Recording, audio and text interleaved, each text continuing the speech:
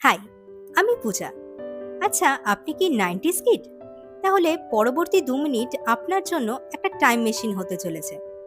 তখন নেটফ্লিক্স ছিল না, ছিল ডিডি ন্যাশনাল।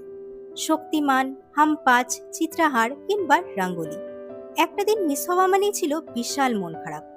আর শাকালাকা বুমবুমের সেই ম্যাজিক পেন্সিলটা পাওয়ার ইচ্ছা, ওটা তো আমাদের সবার কমন একটা স্বপ্ন ছিল। স্কুলের গেটের বাইরে বিক্রি হওয়া সেই 1 টাকার রঙিন পেপসির কথা মনে আছে? ওটাই ছিল আমাদের সেরা এনার্জি ড্রিঙ্ক। নতুন বছরে গ্রিটিংস কার্ড জমানো হোক কিংবা ফ্রেন্ডশিপ ডেতে হাতে বানানো ব্যান্ডের ভিড়ে যে বন্ধুত্ব ছিল, তা আজকে ডিজিটাল মেসেজে কোথাও যেন হারিয়ে গেছে।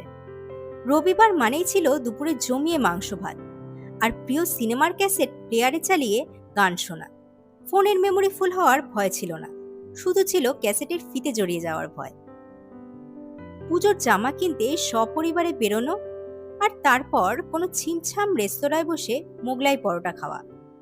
পরের দিন জামা ফিট না হলে পুনরায় সেই দোকানে গিয়ে জামা পাল্টানো, আর সেই নিয়ে মায়ের সঙ্গে বাবার হালকা ঝামেলা। সবটাই যেন ছিল রূপকথার গল্পের মতো।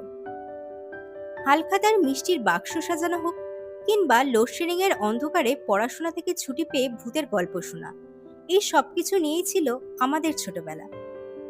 আজ যখন ইউটিউবে সেই পুরনো শোগুলো দেখি কিংবা মেলায় সেই সময়কার জনপ্রিয় কোনো পুরনো খেলনা চোখে পড়ে, এক নিমেষেই ফিরে যাই সেই দিনগুলোতে। তখন আমাদের কাছে ফোন ছিল না ঠিকই, কিন্তু একে অপরের জন্য অফুরন্ত সময় ছিল। আর সেই জন্যই হয়তো তখন জীবনটা অনেক বেশি সহজ ছিল।